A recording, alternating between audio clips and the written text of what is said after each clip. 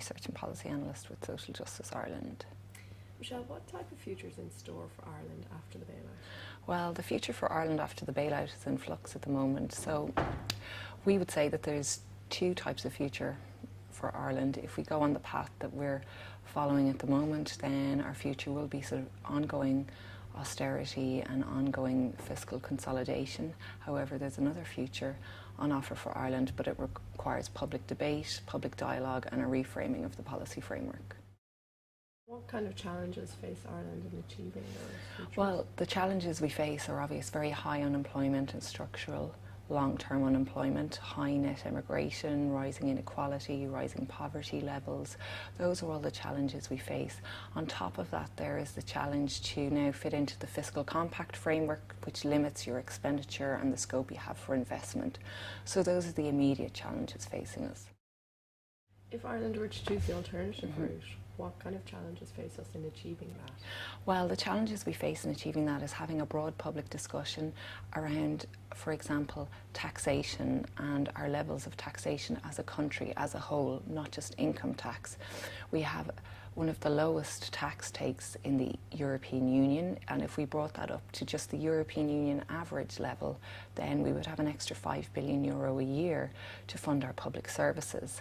The other issue is our sustainability, how we generate sustainable employment, how we provide the public services we need for our young people, for our older people and people of working age. What sort of services do people want and how are these services going to be paid for? And then we do need macroeconomic stability. We do need a break on the banking component of the debt. Next year we'll be paying €8 billion on interest on our national debt. That's not sustainable. It's the same amount as we have for the entire budget for education.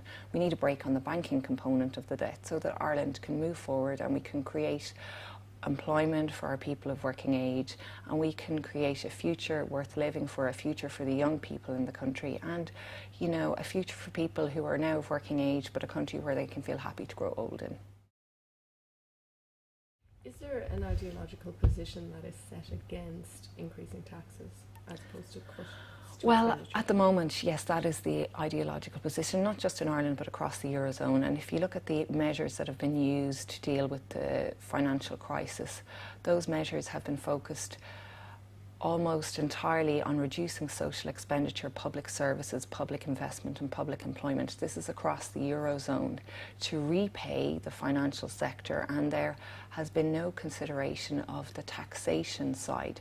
And if you look at the indiscipline of the financial sector in terms of causing the crisis, then a financial transactions tax would seem a very small price for them to pay, but despite commitment to this across some member states, it's still not on the table and not being implemented. So Michelle, what sort of future would you like to see for Ireland? Well, I would like to see an Ireland in where all citizens have enough to live life with dignity, where there is redistribution from those who are wealthy to those who are less wealthy in society, where everybody is cherished equally and everybody has the opportunity to contribute, to participate and to flourish in our society. And at the moment that is not happening. Inequality is rising, poverty is rising. So we need to change our policy framework, and we need to have a public discussion on what is a life with dignity for people. What can people expect? What are the basic education, housing and healthcare services that everybody should be entitled to, not just those who can afford them? That is the type of Ireland I would like to see in the future.